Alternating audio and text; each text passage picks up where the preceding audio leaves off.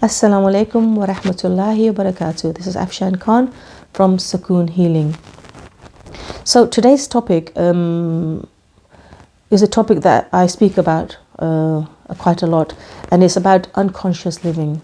So there's conscious and unconscious living, and as Muslims, we have to be more conscious than unconscious. So what do I mean by that? Why do I say unconscious? Because everybody's gonna say to me, we're all conscious. We all get up in the morning. We all know what we're doing.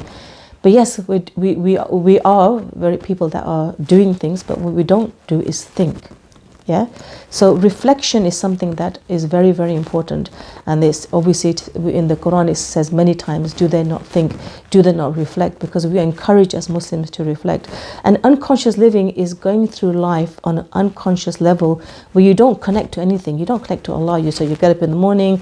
Obviously sisters I know, mashallah, they multitask. They get the kids off to school, they get the dinner ready, or they have to go to work. And it's do, and by the time the day ends, then you even have time to even connect with Allah subhanahu wa ta'ala or connect with yourself. So conscious living is being conscious of your time, being conscious throughout the day. What are you doing? How are you speaking to your children? How are you doing? How are you speaking to your neighbors? How are you speaking to your parents? What are you doing? You're actually reflecting all the time. You're so conscious of yourself. It's your inner self. And if we connect to the inner self, we learn so much about ourselves and about other people, but most times it's like we're like robots. We just get up in the morning, and then when something happens, that's the time we sit down and think, oh God, I didn't realize this was happening. Or sadly I see a lot of marriages failing because no time and effort has been put in there. Because marriage is like, it's like a garden. You have to work at it. You have to pull out the weeds. You have to grow the flowers. It's a halal relationship that you're in. But because it becomes everything about, have you put the bins out? Have you done this?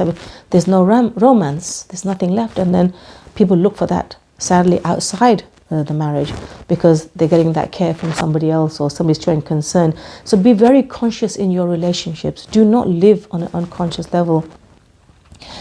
Think about things. So the best way that I would advise people to be conscious is spend at least 5 minutes. And obviously when we're doing our salah, this is a time that we should be conscious, but I know sometimes it's very difficult to focus in salah because we get all these different thoughts. But we bring our mind back to it. We try to get khushu in our prayer. We try to think about it, and we have certain things to do, like for example try to learn the meanings of your surahs, but we try to connect.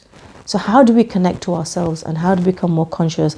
Is that take some time out, especially at night or when you're sitting or when you read your Quran or after your salah. Don't rush off after you prayed your salah. Sit down for a minute and just think, okay, what did I achieve today? What did I do? How was I with the kids today?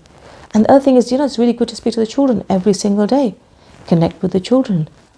Don't ask, oh, well, what did you do at school today? How was things? No. Sit and talk to them. Spend that time with them.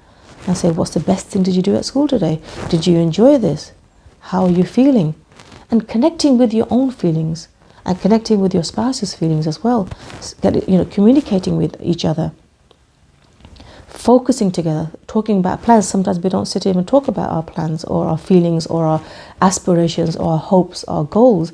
Sit down and speak with each other. Have, as a family, sit down, write down your goals. But be conscious, and being conscious is having that really inner feeling of what are you doing, where are you headed, what is life about, what are you doing, where do you hope to be in a few years' time. And it's very important. And like I said, the Quran says again and again, do not reflect, because reflection should be part of us. Reflecting in Allah's creation, reflecting in ourselves, what are we doing, reflecting in our relationship with our spouse, with everybody around us. So do not live a robotic lifestyle where then something happens and then you sit down and you're forced to reflect and you're forced to come up and that's too late. How is our marriage going? Are we talking to each other lately? Have we spent time together? Have we done things together? So this is very what you call conscious living. So don't live unconsciously, because you're not going to have a fulfillment in your life if you live like that. Try to be more conscious. I hope that helps. Assalamu alaikum wa rahmatullahi wa barakatuh.